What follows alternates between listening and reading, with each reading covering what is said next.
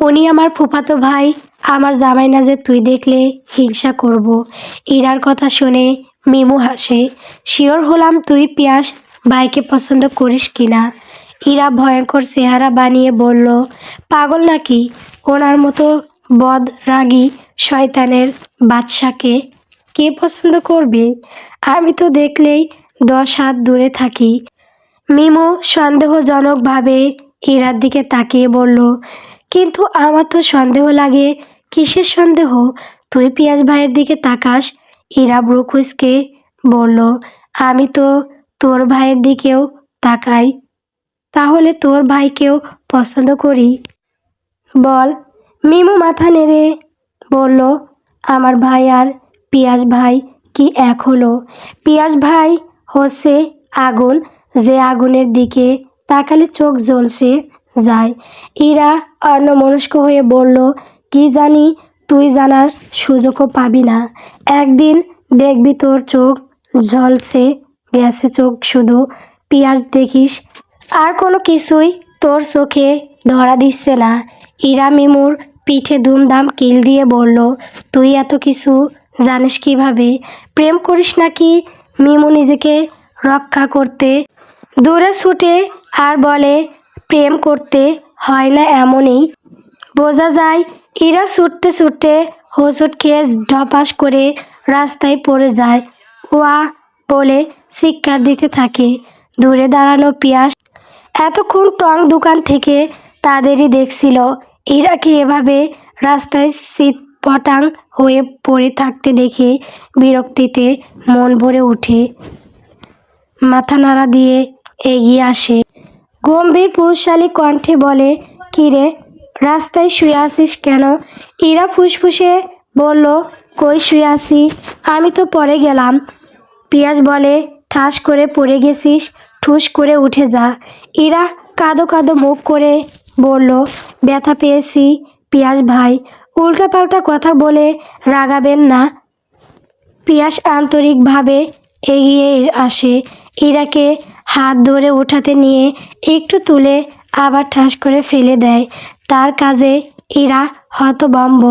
সে ভেবেছিল পিয়াস তাকে উঠাবে।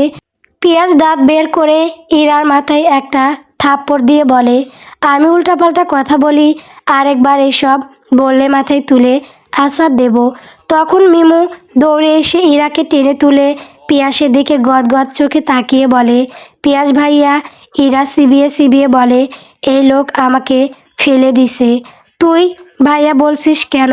ইরা থমথমে খেয়ে বলল, কি বলবো?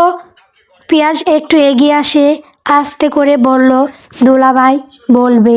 তোমার বোন আছে না? মিমু হেসে বলে, হ্যাঁ, আমাদের বাসায় যাচ্ছ? জি।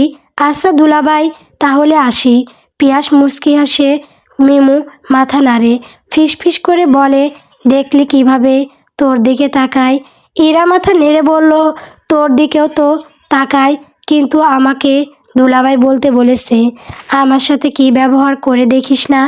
উনি আমাকে চোখে দেখায়, দেখতে পারে না। মিমু বলে, প্রিয় মানুষের সাথেই মানুষ এমন করে। ইরা হাসে, এইসব তার বিশ্বাস হয় না। পিয়াস তার সাথে সব সময় শত্রু শত্রু আচরণ করে।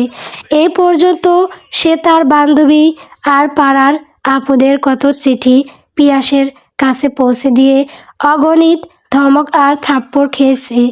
এই লোক কিনা তার প্রতি সদয় হবে? অসম্ভব। সে ফিরে পিয়াসের দিকে তাকায়। অফ হোয়াইট গেঞ্জি আর কালো ট্রাউজার পরে এই দিকেই তাকিয়ে আছে। বেমুর কথা মতো সে কিছুই ভাবতে পারে না। সবচেয়ে বড় কথা, উনি তার ভাইয়া। তখন মন বলে উঠে, ভাইয়া থেকেই তো সাইয়া হয় রে পাগলি। শফিক উদ্দিন আর করিম উদ্দিনের একমাত্র বোন সুফিয়া বেগম। ভাগ্নেটা হওয়ার পরে হঠাৎ করে স্বামীটা মারা যায়।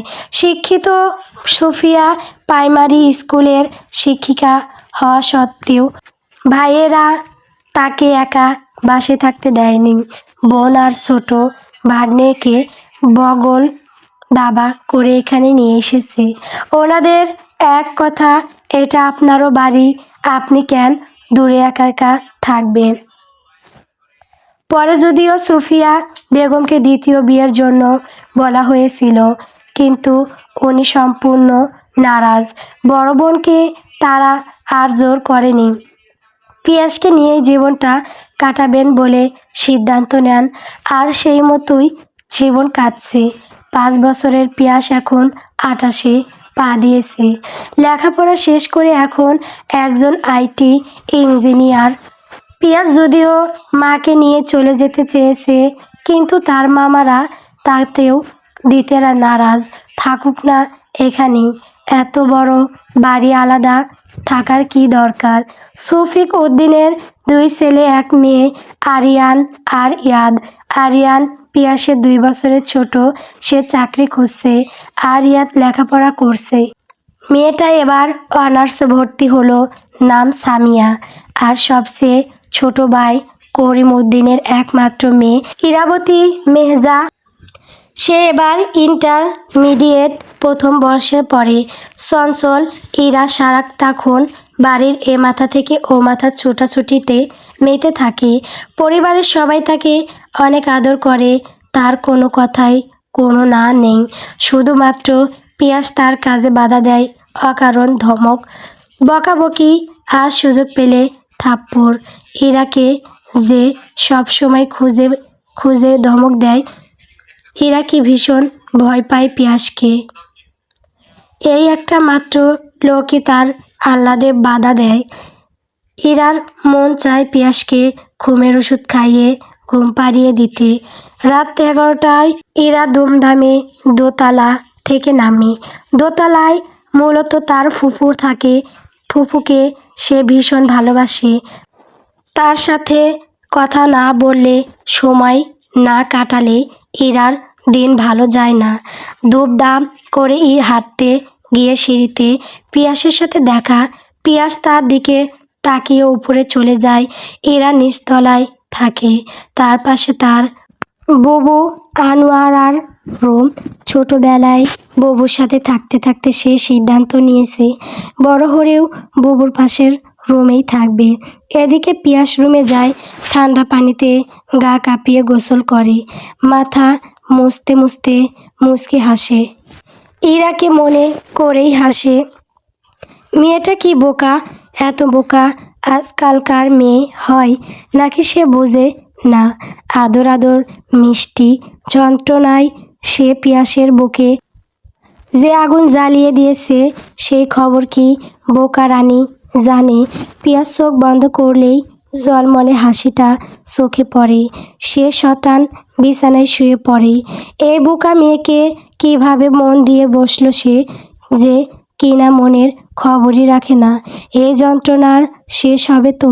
পিয়াস নিজের মনের কথাকে পাত্তা দিতে চায় না, তাই তো অকারণেই থমকায় যেন মেয়েটা দূরে থাকে।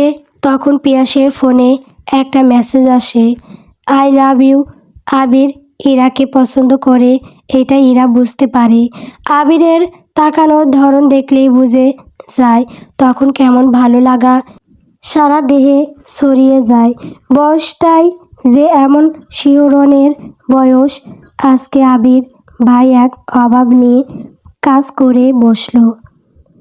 কলেজ থেকে ফিরে আসার পথে তার হাতে একটা চিঠি খুঁজে দিয়ে লাজুক হাসে।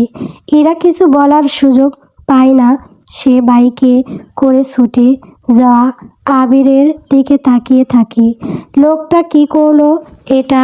ইরা কাঁপা কাঁপা হাতে যেই না চিঠিটা খুলতে যাবে, তখনই স্যুট কোট পরিহিত পিয়াস অফিস থেকে আসে আর ছো মেরে কাগজটা হাতে থেকে কেড়ে নেয়, যেন এতক্ষণ তাদের কাজকর্মই পর্যবেক্ষণ করছিল। এরা কিছু বুঝে ওঠার আগেই এক ধমকে তার অন্তরাত্মা কাঁপিয়ে দেয়। রাস্তায় দাঁড়িয়ে ছেলেদের সাথে নষ্টামি। এরা মিনমিন করে বলে, কিসের নষ্টামি? পিয়াস স্মৃতিটা পড়ে তার দিকে চোখ পাকিয়ে তাকায়। তারপর ইরাকে শাসিয়ে বলে, এই জন্য কলেজে যাস? মামাকে বলবো তার মেয়ের যে প্রেমের বয়স হয়েছে। এরা চুপ করে থাকে। পিয়াস থমকে বলে, এখনো দাঁড়িয়ে আছিস কেন? ভেতরে যা। ইরা ভয়ে ছুটে যায়। মিমু বলে পিয়াসের সাথে তার কোনো কিছু হবে কি না, কিন্তু সে দেখে এই লোক আস্ত নিরামিষ। কোনো কিছু হবে তো দূরের কথা, তাকেই কখনো প্রেম করতে দেবে না। সে ভেবেছিল আবিরের সাথে এই অন্যায়টি শুরু করে নতুন একটা অভিজ্ঞতা নেবে, কিন্তু কিসের কি? পান্তা ভাতে ঘি। সে এটাও দেখতে পারল না চিঠিতে কি লেখা ছিল। উফ, জীবনের প্রথম চিঠি অসভ্য ইতরের জন্য, সেটাও পড়া হলো না। সারা সন্ধ্যা ইরা মন খারাপ করে থাকলো। চিঠিতে কি আছে সেটা পড়ার জন্য মন আনসান করতে থাকে। সারা রুম জুড়ে পায়চারি করে বুদ্ধি বের করতে থাকে কিভাবে চিঠিটা পড়া যায়। সন্ধ্যায় চটপটি বানিয়েছে রফিক উদ্দিনের স্ত্রী নূরজাহান আর করিম উদ্দিনের স্ত্রী আলিয়া। সবাইকে খেতে ডাকছে। সবাই আসলেও ইরা আসেনি। পিয়া সেসব পছন্দ না করলেও সে উপস্থিত থাকে। কেন থাকে এটা সকলের অজানা। সবাই ভাবে পারিবারিক আড্ডায় থাকা পিয়াসের পছন্দ, কিন্তু তার মনোবাসনা আরেকটা। সামিয়া পিয়াসের দিকে মুগ্ধ চোখে তাকিয়ে আছে। কিছুক্ষণ পর ধীরে গলায় বলল, চটপটি খাবে না? পিয়াস আনমনে মোবাইলের দিকে তাকিয়েছিল। সামিয়ার কথায় খালি ফুচকা নিয়ে খেতে থাকে আর বড় চোখ জোড়া দিয়ে কাউকে খুঁজতে থাকে। মনোয়ারা বেগম সোফায় বসে বলল, সবাই যে ফুচকা খাচ্ছিস, আমার ছোট বোন কোথায়? নূরজাহান বলল, রাজকুমারীকে ডেকেছি, বলল আসছে। সামিয়া বলল, একটু আগে উপরে যেতে দেখলাম। কথাটা শুনে পিয়াস কিছুক্ষণ কী ভাবে, তারপর উঠে দাঁড়ায়, গম্ভীর গলায় বলে, তোমরা খাও, আমার অফিসের কাজ আছে। পিয়াস দুপদাপ পা ফেলে রুমে যায়। তারপর কোনো দিকে না তাকিয়ে দরজা আটকে দেয়। আশেপাশে চোখ বুলিয়ে আস্তে করে ডাকে, বেরিয়ে আয়। রুমে পিনপিতন নীরবতা। পিয়াস আবার ডাকে, ইরু, বিরু, বলছি, আমি জানি তুই এখানেই আসিস। ইরা নিঃশব্দে কেঁদে দেয়। সবাই যখন ড্রয়িং রুমে ছিল তখন সে সুযোগে পিয়াসের রুমে ঢুকেছে। পিয়াস চিঠিটা তখন ব্লেজারের পকেটে নিয়েছিল। সেই অনুযায়ী ইরা ব্লেজার হাতে চিঠিটা বের করে যায় না পড়তে যাবে, তখনই বাহিরে কারোর পায়ের শব্দ শুনে বাথরুমে ঢুকে লুকিয়ে যায়। আর দরজা বন্ধ করার শব্দ শুনে বুঝতে পারে পিয়াস রুমে চলে এসেছে। পিয়াস পারিবারিক আড্ডায় পুরোটা সময় জুড়ে থাকে। তাহলে আজ কি হলো? পিয়াসের ধমক শুনে ইরা নিঃশব্দে কেঁদেও দেয়। তার বুকটা ধুকপুক করছে। সামিয়া তখন বলাতেই পিয়াস বুঝে গেছে ইরা কোথায় আর কেন বা গিয়েছে। এই মেয়ের এত শখ চিঠি পড়ার, শখ মেটানোর জন্যে সে বিলম্ব না করে রুমে এসেছে। পিয়াস তখন আবার বলে, ইরু, যদি আমি বের করি তাহলে খবর আছে। ভালোই ভালোই বলছি, সামনে আয়। টক করে বাথরুমের দরজাটা খুলে ইরা বেরিয়ে আসে। পিয়াস তার দিকে এগিয়ে যায়। ইরা কেঁপে ওঠে। মুখে মুখে যতই যাই বলুক, সত্যি কথা বলতে সে পিয়াসকে প্রচুর ভয় পায়। এখন যে তার গালে থাপ্পড় পড়বে এটা নিশ্চিত। ইরা কেঁদেছে এটা বুঝতে পেরে পিয়াস বলল, কেঁদেছিস কেন? ইরা নিজেকে নিরপরাধ প্রমাণ করতে বলল, ভাই আমি কিছুই ধরিনি। পিয়াস মুচকি হাসে। চোরের মন পুলিশ পুলিশ। সে বলে, আমি কখন বললাম তুই চিঠি ধরেছিস? ইরা কাঁদো কাঁদো চেহারায় বলে, ধরিনি। পিয়াস ভাবলেশীনভাবে বলল, বের কর কি চিঠি। বললাম না। ইরা কথাটা শেষ করার আগেই পিয়াস তার স্বরে মৃদু ধমকে বলে, বের কর। এরা বুঝতে পারে, পিয়াস বুঝে গেছে সে চিঠিটা আয়ত্ত নিয়েছে ফেলেছে। উপায় না পেয়ে ওর নাই গুজে রাখা চিঠিটা বের করে দেয়। পিয়াস সেটা হাতে নিয়ে ছিঁড়ে কুচি কুচি করে ডাস্টবিনে ফেলে দেয়। ইরা সেদিকে তাকিয়ে বলে, আমি যাই তাহলে। পিয়াস সামনে দাঁড়িয়ে বলে, যাবি কেন? ইরা নিশ্চুপ। পিয়াস বলে, এটা নিতে আসলি কেন? কি আছে এটাই? ইরা মাথা নিচু করে বলে। এমনি কিউরিসিটি। পিয়াস ইরার দিকে এক দৃষ্টিতে তাকিয়ে বলে, এত বেশি যে চুরি করতেও দ্বিধা করলি না? ইরা মাথা নেড়ে বলল, তেমন কিছু না। একটা ছাতা মাথা চিঠির জন্য এত আগ্রহ, আর সামনে হাজারো হৃদয়লিপি, সেগুলো দেখিস না? ইরা পিয়াসের এত অর্থবহুল কথার মানে বুঝল না। সে ড্যাব ড্যাব করে মানে খোঁজার চেষ্টা করছে। পিয়াস আবার বলে, প্রেম করবি? ইরা তাৎক্ষণিক বলে, না। তাহলে এত উড়াউড়ি কেন? ইরা চুপ করে থাকে। পিয়াস আবার বলে, কখন কিসের সময় হবে আমি দেখব। আগ বাড়িয়ে কিছু করতে গেলে খবর আছে। ইরা চুপচাপ পিয়াসের দিকে তাকিয়ে আছে। পিয়াস সেই চোখের দিকে তাকিয়ে মনে হয় ইরা বড় হয়ে গেছে। সে বলে, যা। আর হ্যাঁ, দ্বিতীয়বার এই চিঠি প্রেম আলতু ফালতু জিনিসের দিকে ঝুঁকলে তোর খবর আছে। ইরা বেরিয়ে আসে, চোখে এখনো পানি আছে। রুম থেকে বেরিয়েই সামিয়াকে দেখে। সামিয়া অবাক হয়ে ইরার দিকে তাকিয়ে আছে। পিয়াসের বদ্ধ কামরায় সে কি করছিল? আবার কাঁদছে কেন? তার হৃদয় খুশিয়ে দগ্ধ হয়। ফ্যাল ফ্যাল করে তাকিয়ে থাকে ইরার ছুটে যাওয়ার দিকে। একই দৃশ্য সুফিয়া বেগমের চোখেও আটকায়। প্রাপ্তবয়স্ক ছেলের রুম থেকে ইরা বেরিয়ে আটসাঁতা নজর এড়ায় না। ছেলেটা কি সীমা লঙ্ঘন করে দিল? হাজারো প্রশ্ন মাথায় ঘুরপাক খায়। খাটে শুয়ে পিয়াস দীর্ঘশ্বাস ফেলে। কথায় আছে না, বড়ির গরু উঠোনের ঘাস খায় না, সেই অবস্থা আর কি। তা না হলে আবিরের চিঠির জন্য ইরা এত উতলা হবে কেন? সে কি অন্ধ নাকি বধির? পিয়াসের অশান্তি লাগে। বুকটা ক্ষণে ক্ষণে কেঁপে উঠে। আজকে না হয় দেখলো, তাই শায়েস্তা করে গেছে। অনেক দিন সে দেখবে না, ইরা অন্য বাসা বাঁধবে না, তার গ্যারান্টি কি? এই সব ভাবতে ভাবতেই সে মশগুল। তখন সুফিয়া বেগম ছেলের রুমে প্রবেশ করে। মিষ্টি করে মুচকি হেসে ছেলের পাশে বসে। পিয়াস মায়ের দিকে তাকায়। সুফিয়া অফিস নিয়ে এটা সেটা জিজ্ঞেস করতে থাকে। পিয়াস শান্ত স্বরে উত্তর দেয়। কিছুক্ষণ পরে পিয়াস বলে, কি বলতে এসেছো আম্মু?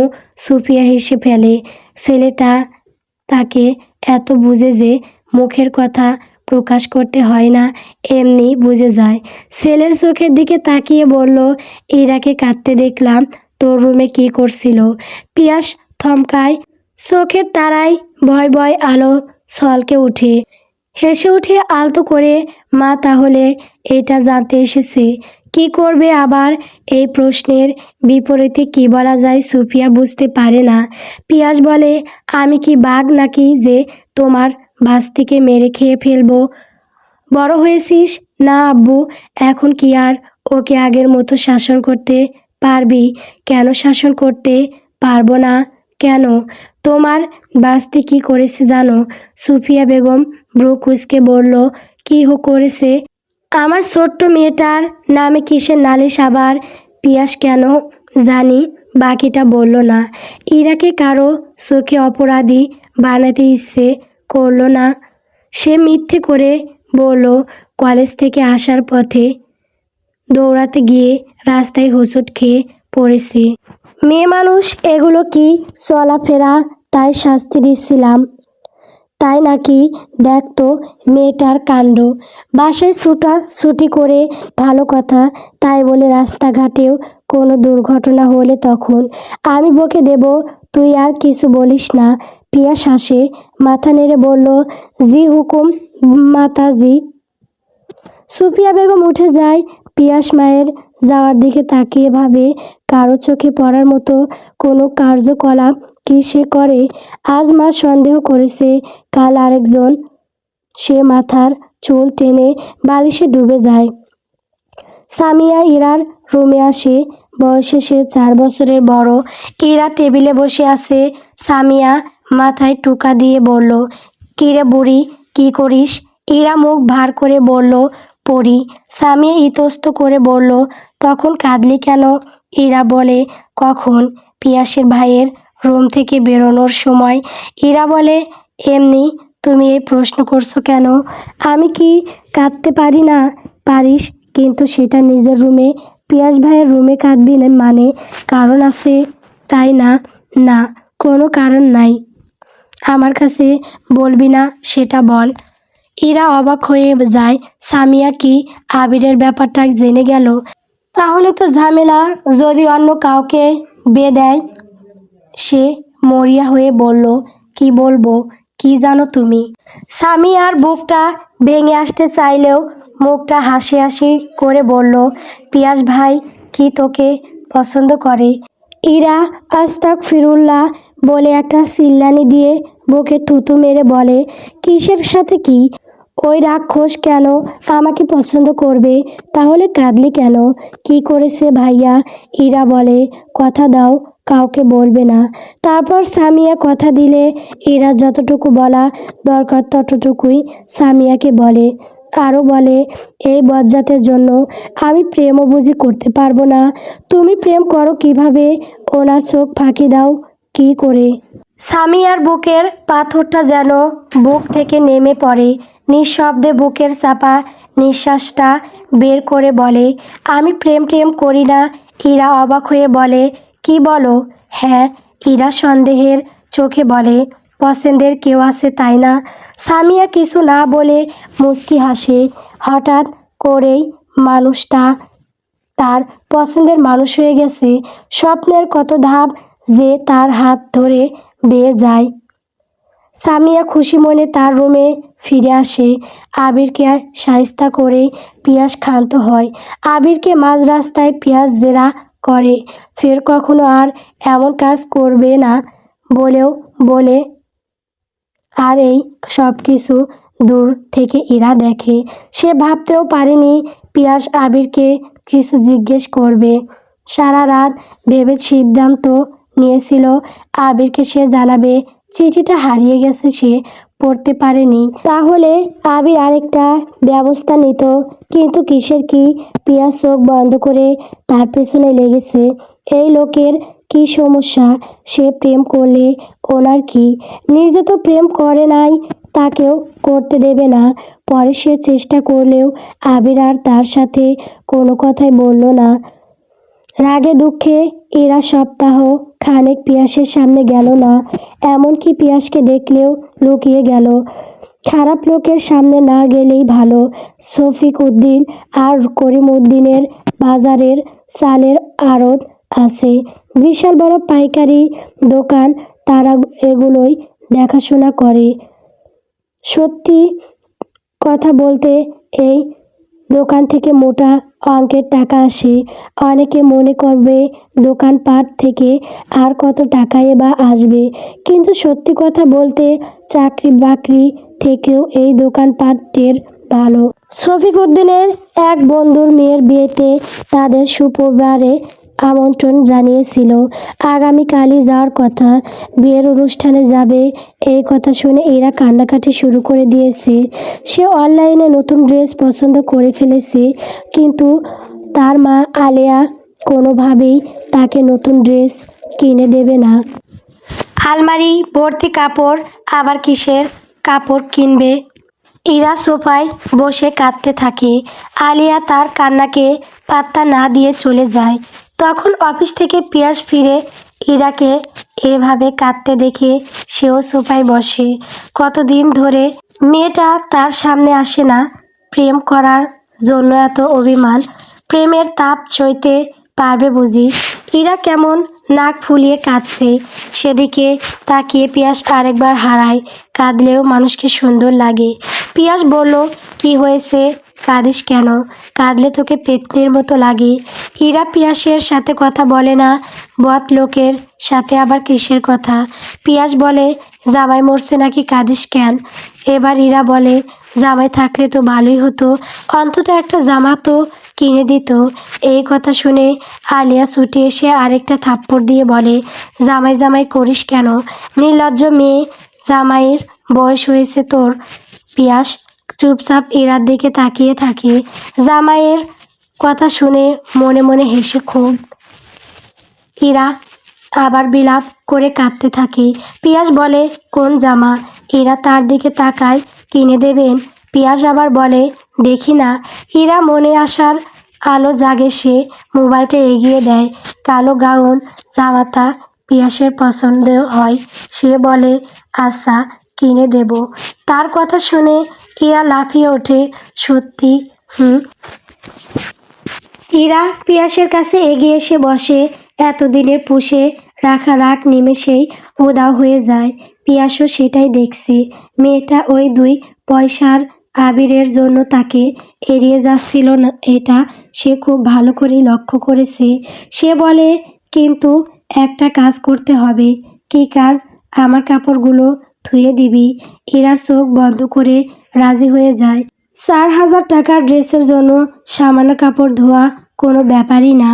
তাছাড়া সবসময় তাকে দিয়ে পিয়াস কাপড় ধোয়ায়। ওয়াশিং মেশিন থাকার পরেও ওয়াশিং মেশিন দিয়ে কাপড় ধুলে নাকি কাপড় নষ্ট হয়ে যায়। সেই অজুহাত ইরুর হাতই কাজে লাগে। ইরার অন্য সময় রাগ লাগলেও আজকে মোটেও রাগ লাগলো না। পিয়াস আবার বলে, আরেকটা শর্ত আছে। ইরা তাকালে সে বলে, প্রেম টেম করা যাবে না ইরু, এমন ছেলেদের থেকে দূরে থাকবি বল। ইরা অবাক হয়ে পিয়াসের দিকে তাকায়। এমন কথার মানে কি? পিয়াস কি চায় ইরা ভাবতে পারে না, আর ভেবেও কোনো কুল পায় না। প্রেমের সাথে পিয়াসের সম্পর্ক কি? সে মাথা নাড়ে। পিয়াস বলে, প্রেম ভালো না ইরু, মনে থাকবে। ইরা মাথা নেড়ে সম্মতি দেয়। তারপর পিয়াস কাপড়ের হদিশ দেয়। ইরা পিয়াসের রুমে তার কাপড় ধুয়ে দিচ্ছে, আর পিয়াস খাটে বসে তা দেখছে। ছোট ইরুকে কি সংসারের ঘরণী মনে হচ্ছে না? বউ বউ হবে কি? পিয়াস মুগ্ধ হয়ে ইরাকে দেখতে থাকে। এই চোখের দৃষ্টি কেউ দেখেনি, আর না কেউ বোঝে। বিবশ হয়ে তার মনে হয় আর অপেক্ষা শ্রেয় না। ইরার বয়স যেন কত, তার থেকে কত ছোট ইরা। পিয়াসের চোখের পলকও ফেলতে ইচ্ছে করে না। এটা কি কোনো অসুখ? যদি অসুখ হয় তাহলে সে মরণ রোগে আক্রান্ত। এর কি ওষুধ আছে? ড্রেস হাতে পেয়ে ইরা খুশিতে সারা বাড়ি হই হই রই রই করে ছুটাছুটি করলো। পিয়াস দুটো ড্রেসই অর্ডার করেছে, একটা ইরা আরেকটা সামিয়ার। সামিয়ার ড্রেসের রং সবুজ। সে ড্রেসটা ক্ষণে ক্ষণে বুকে জড়িয়ে ধরছে। পিয়াসের এই ছোট ছোট যত্নগুলো তার এত ভালো লাগে বলে বোঝাতে পারবে না। সোফায় সে চুপচাপ বসে থাকে। ইরা ছুটাছুটি করলেও সামিয়া সেটা পারে না। সে শান্ত, নদী যেমন বহমান, কিন্তু শান্ত সেও তেমন। তখনই পিয়াস অফিস থেকে আসে। সবার দিকে তাকিয়ে সৌজন্যমূলক হাসি দিয়ে উপরে চলে যায়। ইরা পিয়াসের পিছন পিছন ছুটে যেতে যেতে ইরার মনে হয় পিয়াসের বডি স্প্রে আলাদা একটা জাদু আছে। এই যে সে হেঁটে গেল, তাতেই চারদিকে পিয়াস পিয়াস একটা ঘ্রাণ ছড়িয়ে গেছে। ইরার মাঝে মাঝে ইচ্ছে করে ঘ্রাণটা খেয়ে নিতে, ভাগ্যিস এসব খাওয়া যায় না। তারপরও পিয়াসের অনুপস্থিতিতে সে গায়ে দেয়। তারপর মন প্রাণ নাচিয়ে ছুটে বেড়ায়। পিয়াস সবসময়ই তার সাথে রূঢ় আচরণ করে, কিন্তু মাঝে মাঝে এমন লক্ষ্মী বাচ্চা হয়ে যায় যে ইচ্ছে করে জড়িয়ে ধরে হাফুস হুফুস করে আদর করে দিতে। এই যে এত সুন্দর জামাটা কিনে দেওয়ার জন্য এখনো ইচ্ছে করছে, কিন্তু সব ইচ্ছেকে প্রাধান্য দিতে নেই। ইরাও দেয় না। আর এমন মিসকে পুরুষের বেলায় তো আরও না। সত্যি কথা বলতে ইরা পিয়াসের এক অন্ধভক্ত। পিয়াস যা বলে করে, সব কিছুতেই সে সম্মতি দেয়, সঙ্গ দেয়। পিয়াসের অহেতুক কাজগুলোও তার ভালো লাগে, কিন্তু যখন তার গোপন কাজে নাক গলায় তখনই ভালো লাগে না। ঠুস করে ফায়ার করে দিতে ইচ্ছে করে। ইরা তুফানের বেগগতিতে পিয়াসের রুমে গিয়ে দাঁড়ায়।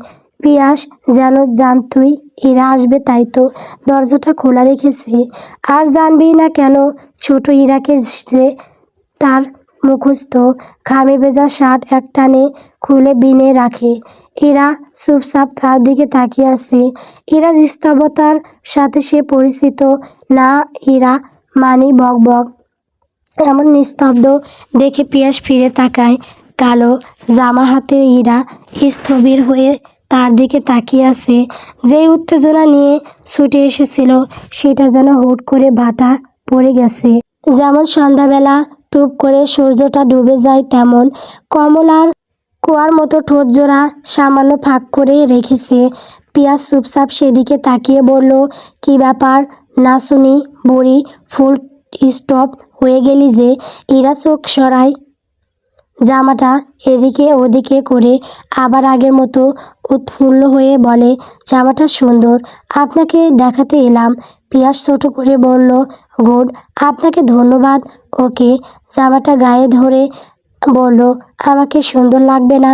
পিয়াস তার দিকে কিছুক্ষণ তাকিয়ে থেকে বলল, look like a angel but out of reach. Ira জামাটা গায়ে ধরে অবুজের গলায় গুড়গুড়ে বলল, রিচ করা যাবে না কেন?